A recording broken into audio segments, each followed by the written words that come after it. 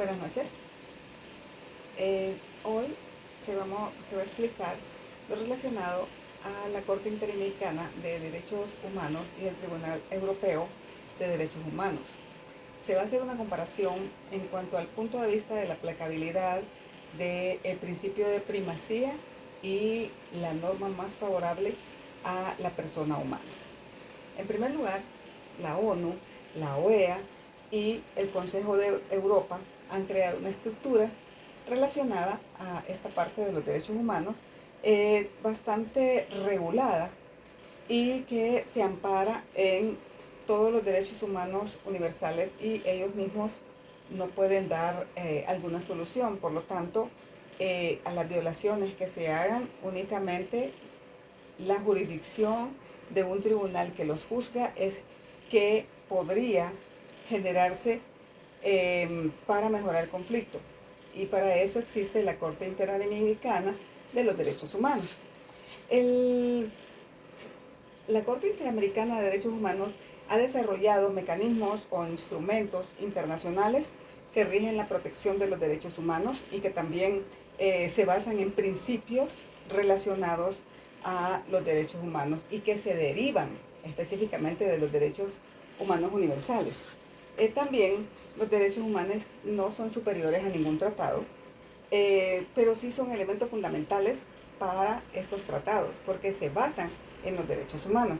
Y también su origen y la causa son los derechos universales. En el derecho internacional se deriva del carácter universal de los derechos humanos. Entonces, para que haya una mejoría en algún conflicto en derechos humanos, entonces es importante conocer el punto de vista desde la perspectiva del origen y la causa de los derechos humanos universales.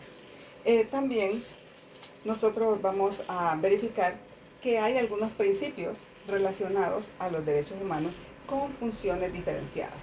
Dentro de las funciones podríamos mencionar algunas, como ser la función estructural, en la cual hay un principio de libertad y un principio de igualdad. O sea, la estructura ya lo define, que somos libres y que somos iguales entre todas las personas de toda la comunidad mundial. Y también la función orientadora, que es la que mejora la protección de los derechos humanos.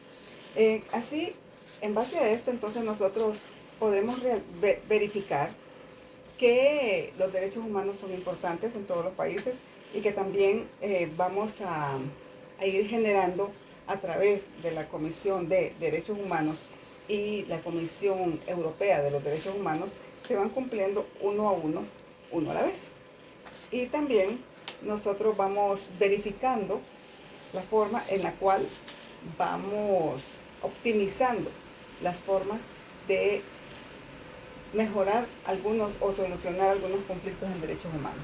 También hay una función optimizadora, que es aquella que optimiza aquellos instrumentos y aquellos mecanismos para mejorar los conflictos.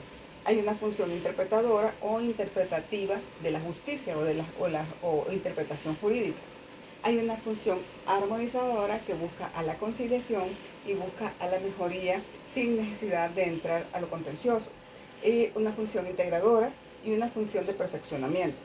En estas funciones nosotros miramos que poco a poco se van mejorando todos los sistemas de jurisdicción y también de la norma jurídica dentro del derecho de los derechos humanos universales. El principio de primacía de la norma más favorable a la persona implica dos principios directos. El directo siempre penal, dentro de lo penal. Entonces es el principio de retroactividad y el principio de irretroactividad. En el principio de retroactividad se habla o se establece que puede ser castigado por el hecho de una ley posterior. Si tenemos una ley, entonces va a ser castigado esta retroactividad con este establecimiento. Y la irretroactividad es la que se puede aplicar con hechos ocurridos antes de la entrada en vigor de alguna ley relacionada. Con esto nosotros hemos visto algunas funciones y lo que es el principio de retroactividad e irretroactividad, que es parte de el principio de la norma más favorable a la persona. También se trata de algunos tratados internacionales. Los tratados internacionales se plantean como un problema del derecho en el cual se debe prevalecer dentro del derecho internacional el Estado o el derecho nacional internacional público. Entonces, dentro del Estado internacional público también hay comisiones o concesiones de derechos. El ordenamiento jurídico se divide en dos posiciones. Una, el derecho internacional, y la otra es la legislación de la primacía de la legislación nacional. En la concesión de los derechos humanos se beneficia igual, los tratados favorecen mucho a los derechos humanos.